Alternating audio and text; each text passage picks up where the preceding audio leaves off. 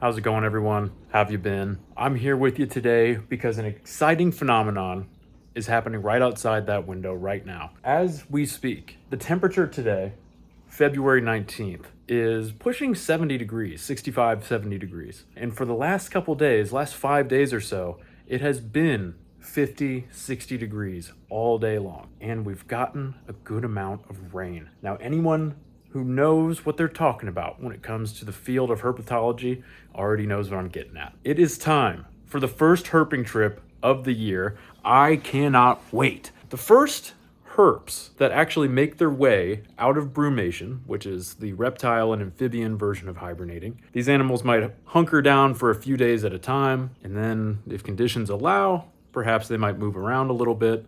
During the winter, they don't fully hibernate like a bear would, but as we all know, reptiles and amphibians disappear basically during the wintertime. When those first warm rains hit in late winter, very early spring, there are a few different waves of species of amphibians that will make their way out and begin to breed. When all the snow melts, and we got a lot of snow over the last month or so here in Ohio, when all the snow melts, it runs down into the forest, into the fields, and it collects in little pools called vernal pools. Vernal pools are ephemeral, which means they don't exist all year. They're not a permanent fixture of an ecosystem. This is fantastic for amphibians because the water is a nursery for their young.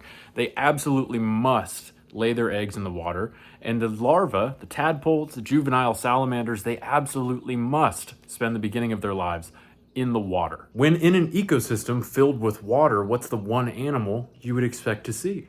Fish. If an amphibian can find a body of water without fish to prey on the tadpoles and the eggs that they leave behind, then that guarantees that a lot more of their young are actually going to get to metamorphose and become adult amphibians. That's why vernal pools are so important in regions like this, especially the Midwest, because they are essential to so many different species of amphibians' breeding cycle. And at this time of the year, those breeding cycles are beginning. In this region, some of the animals that first start coming out are the tiger salamander, some frog species, and the Jefferson salamander. Now, the tiger salamander is incredibly exciting. This is a member of the family Ambystoma, and it's one of the largest species of salamander you can find here in Ohio. And tonight, that is our target. So come with me to learn a little bit about the tiger salamander, and let's see what amphibians we can find tonight as the rain starts coming down and we head out into some prime amphibian migration habitat. Now, I'd like you all to come with me as I pack my bag real quick and we talk a little bit more about the tiger salamander. Your number one herping essentials include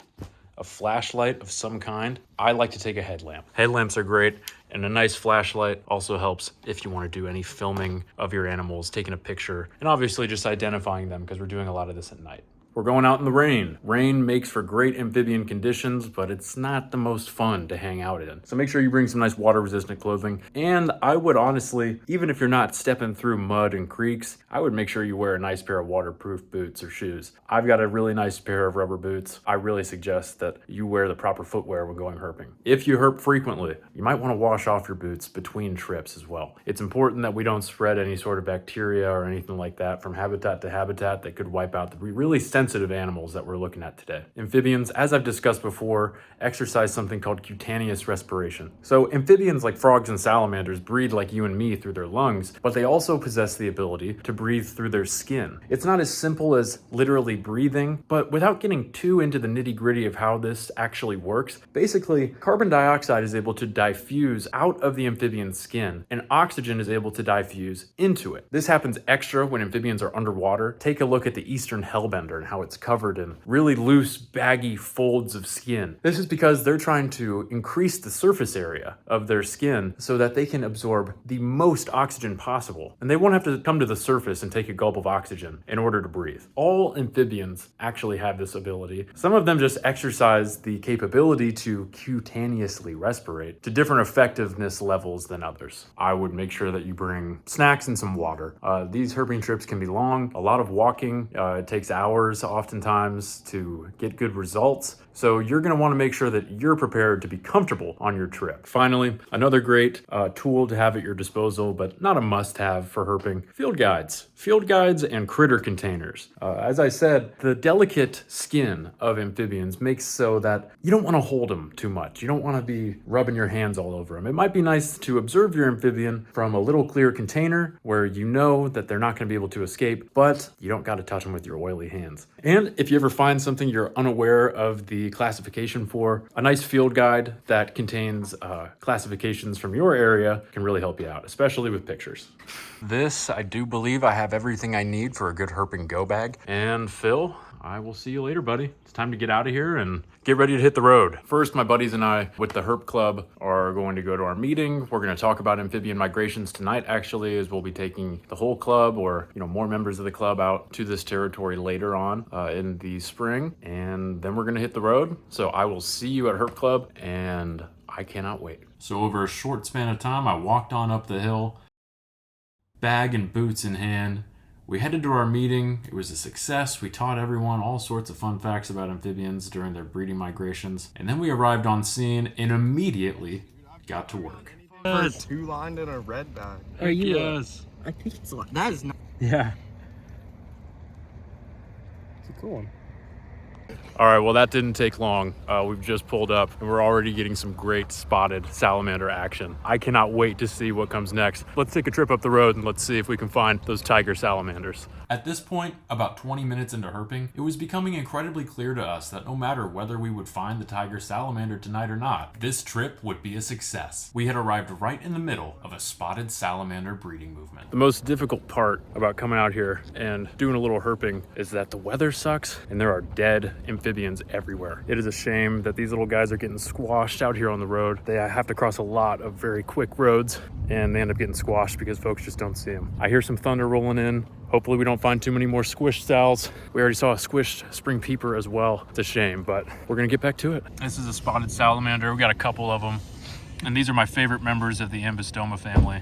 They are just the coolest. Keep that up. Yeah, he's right there. It's coming. This right here is a big gravid female. Meaning she's full of eggs. Unfortunately, it looks like she's been nicked by a car. Yeah. That's pretty It's sad. really atypical. But luckily that'll regenerate, we hope. Look at that little booger. Oh my gosh, that is so cute. I went to pick up this log, and he's just sitting right on top. That is awesome.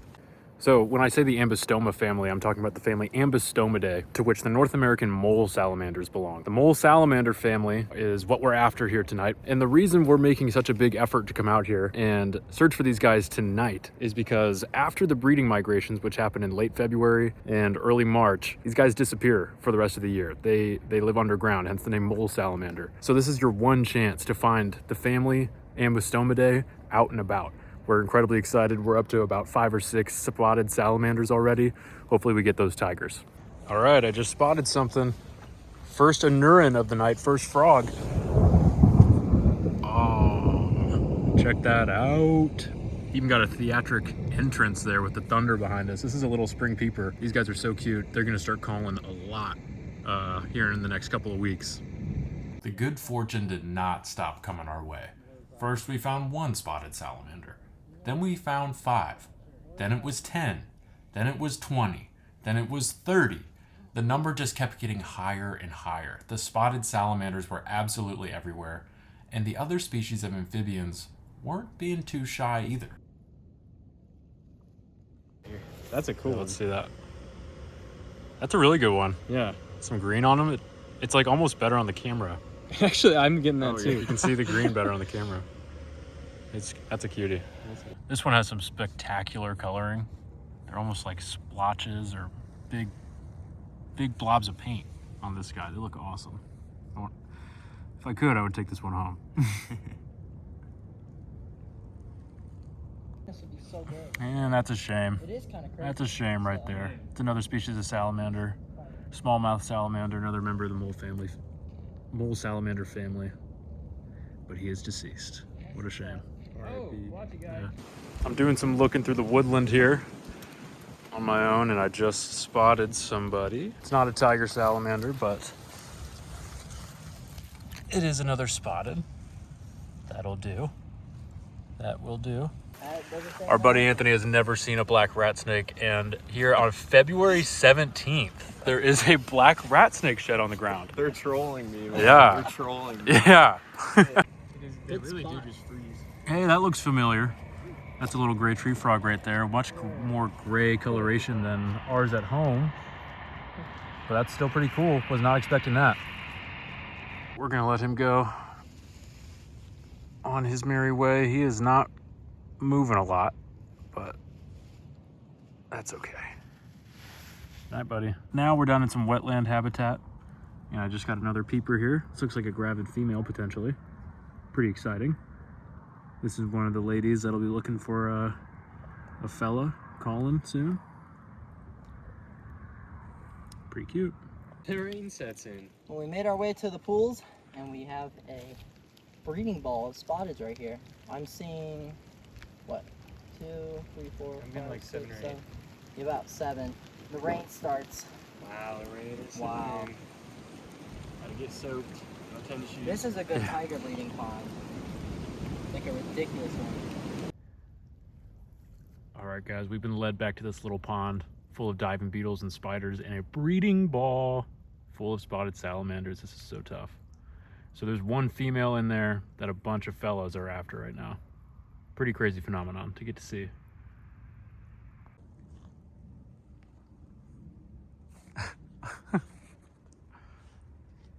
Can't even focus on him. Wait, let me see. There's Nathan way out there.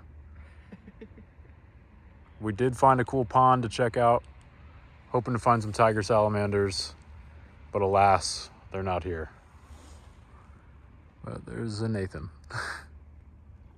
Well, as you can see, it's a new day. We did not go home with tiger salamanders.